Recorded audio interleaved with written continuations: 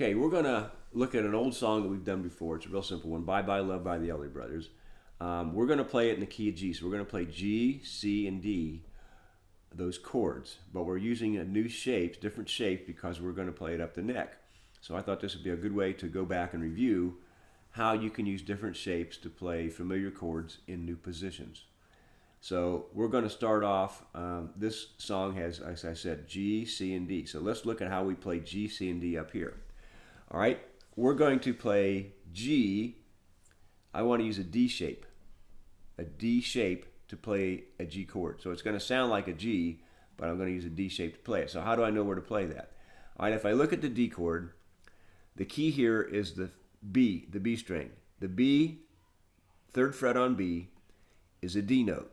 So if I play that shape here, 2, 3, 2, the ring finger on the third fret of B is a D. So if I can use that as a reference, I can find G on this string someplace on the B, and then I can play a D shape there to get a G chord. So here's my chord, my D shape. Okay, so this is D right here. This is the note D. Now remember, Bob Claymore eats frogs. So if B, C, and E, F are notes that are side by side on the fretboard. So E and F are next to each other, and B, C are next to each other. The others are 2 frets apart. So let's see if we can figure this out. So G, A, B, C, D, F, G. The next note, okay, D. The next note would be E. So E, D, and E would be 2 away because it's not Bob Claymore eating frogs. So they're 2 away. So D to E would be there. This is my E where the capo is. So this is E. E to F. Now that is eating frogs. So that's 1 step away. So therefore that's an F. E to F is what they call a half step. It's the next fret up. So that's F. F to G. Okay, that's not Bob Claymore and that's not eating frogs. That would be 2 up. So G is right there.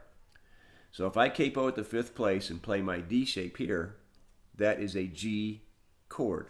How did I find it?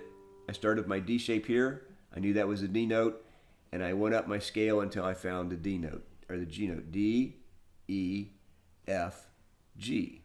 So G's right there. Okay, now I said another chord in the song is C. All right, so let's find C. Let's start with this note right here. This is my G chord, right? My G chord. So if I start with G, let's see if I can find C. So G, A, well G and A, that's 2 apart. A and B, that's 2 apart. B, C, oh that's only 1 apart, Bob Claymore. So therefore, that note right there, the E, it'd be on the 8th fret from the top, is my C. So therefore, if I know that shape here, and that's a note G, and I play that shape and can get a G chord, if I know that's a C note, I can play that shape and get a C chord. And that's a C chord right there. Okay, now last chord I need is a D chord. All right, let's take a look at the A chord. If I look at the A chord, I'm going to start with the 2nd fret of G. 2nd fret of G I know is an A. So let's count up from there and see if we can find a D note. A to B, that's 2. B to C, well that's just 1. So we're right here at the capo. So B, C, C, D. There's my D note right there. So therefore, if I know that the A note here lets me play an A chord right here, that D note will let me play this shape for a D chord right here. So it's basically an A shape, but we're playing a D chord. So by using this shape for D, this shape for C, and this shape for A, I can play in the key of G, G, C, and D, using these shapes. There's G chord, C chord, and D chord. So now let's play the song a little bit and see how this works out. So we're going to start off with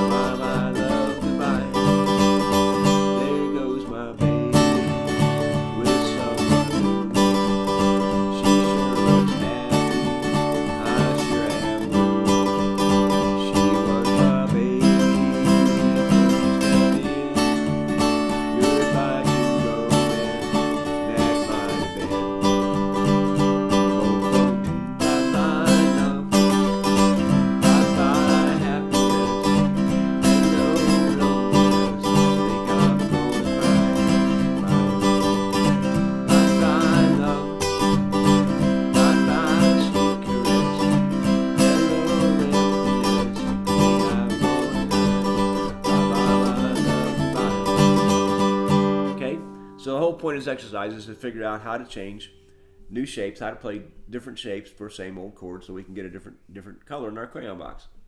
So again, we changed the D shape. If we play D at the 7th fret, this is 7. If I play 7, 8, 7, that becomes a G chord. If I play my G chord, my G shape, I'm sorry, if I play my G shape at 3 and move it up to the 8th fret here, that becomes a C chord because G, A, B, C.